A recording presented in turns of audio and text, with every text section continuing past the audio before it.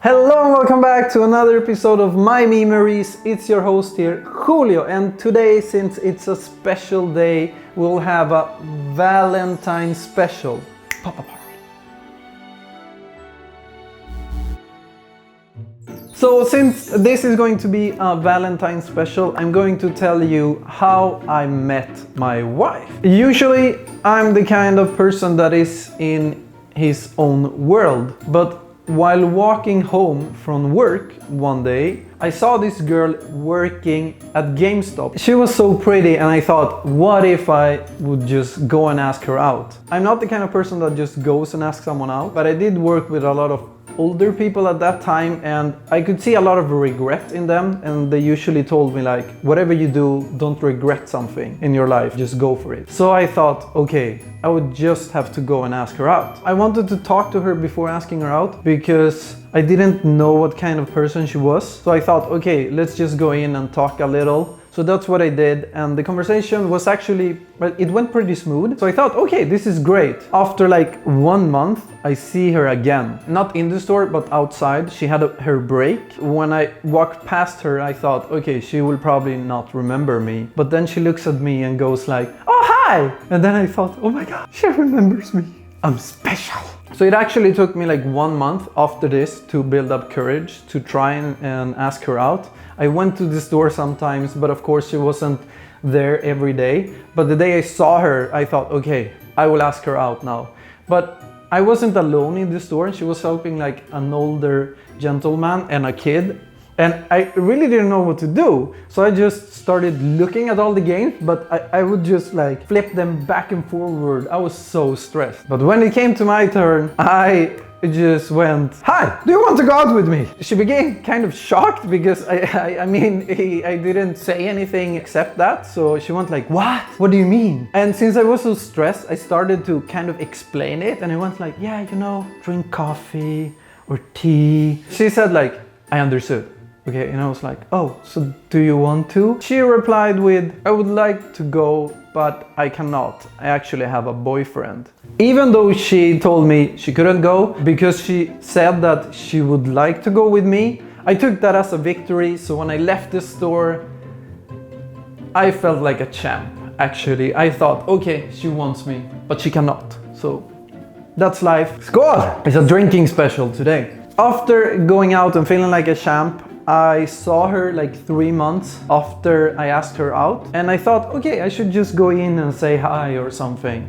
And we started making small talk, but it was really awkward. I mean, it was one of the most awkward conversations I've ever had. I thought, okay, this will probably never happen. Month flew by and I didn't see her again. So I went into the store and asked one of the employees. I don't know, I think they were supposed to have some secrecy, but he basically told me everything about her, that she's going to quit, she's going to start studying and so on. So I thought, if she starts studying, then I will probably never see her again. So I have to make like my last effort to try and see her one more time. I will now have an amazing drawing of mine pop up here so you can see. So I basically worked here, she worked here, and I lived here. And I started for like 1 month to just walk this route every day, like the stalker I am, every day for 1 month in hope of seeing her again. When I finally see her, she saw me before I saw her, and she waved me into the store. When I walked to her, she just said, hi, do you want to go out with me? In my head, I thought, she just ditched me the first time, so I would go like, fuck no! But in my head, I mean, I really wanted to go out with her. So I just said like, yeah, I want to. And we exchanged phone numbers, and after that, I just walked outside of the store and I just yelled as hard as I could, like, yeah! Like it was the biggest accomplishment in my life. I mean, it felt like it. So yeah, it's not like when she asked me out, she still had her boyfriend. Actually, weeks after I asked her out, she broke up with her boyfriend. Until, I'm sorry, I'm drinking too much.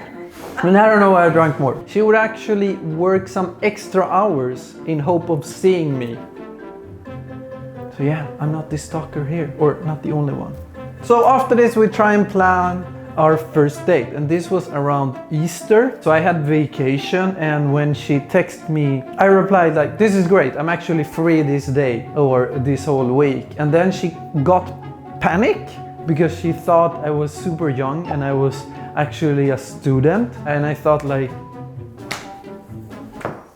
oi, sorry.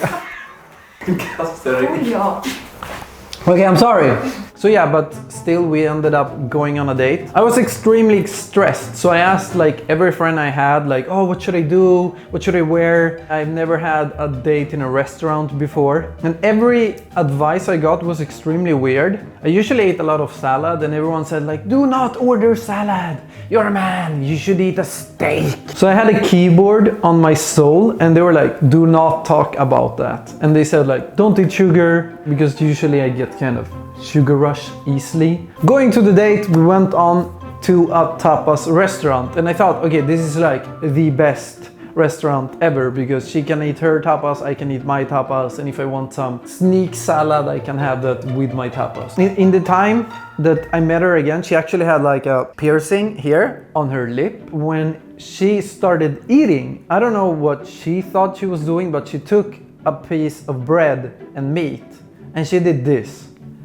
Bam! And she just smacked all the food on her cheek. And I was kind of stunned. I didn't know what to say or do, but I started laughing and I was like, what are you doing? And she said like, oh, sorry, you know, I have this new piercing and I'm not supposed to eat with it, so I wanted to evade it, but for some reason I smacked my face with the food, and that actually lightened the mood a lot. And we started actually talking about all of the stuff that my friends told me not to do, and she started talking about what her friends told her not to do, and I actually told her about my shoes and she loved them, and it was great. Actually, it was like the best date and the only date I've ever had. I mean, it was amazing. I went home, I felt super good. After this, every friend I had that I asked for advice, they basically asked me like, did you kiss? And I was like, no, we didn't kiss. Did you have sex? I was like, no, we didn't have sex, we didn't even kiss. And they were like, oh, okay, so it didn't go well, actually. And I became kind of nervous because everyone I asked me the same thing, like, oh, so you didn't have sex, you didn't kiss, nothing happened. So it wasn't such a good date. So we had more and more dates. Every time I went on a date, I just got these same questions over and over again. After going this first date and like second and third, we hadn't kissed and we hadn't even hold each other's hand. And I thought, okay, I can do that. I can try and hold her hand. So I thought, okay, let's go and see a movie. And we go and see a scary movie. So she will probably freak out and hold my hand. What? Okay, so it's not like I assume. I need to just say this. Quiet team here. So it's not like I assume that every girl is scared of scary movies. I wasn't the brightest person around my 20s. I just thought, oh, maybe she would get scared and would like to hold my hand. I don't know, maybe she could pretend to be scared or something. But it didn't work out.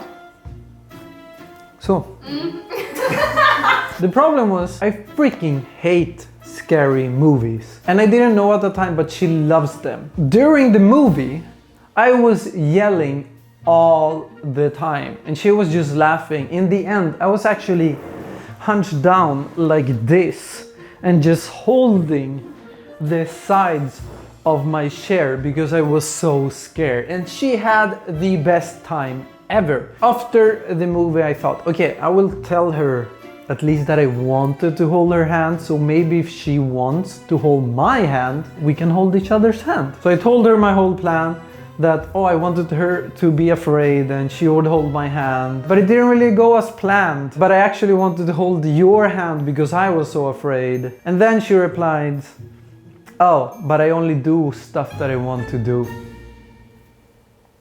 So I felt like, okay, I mean, this ain't going to work. Everyone is asking me why we haven't kissed yet, and we are on our 5th date. So it kind of got in my head that, okay, we need to kiss at least. So on the 5th date, she actually lost her phone and she had to go home quickly.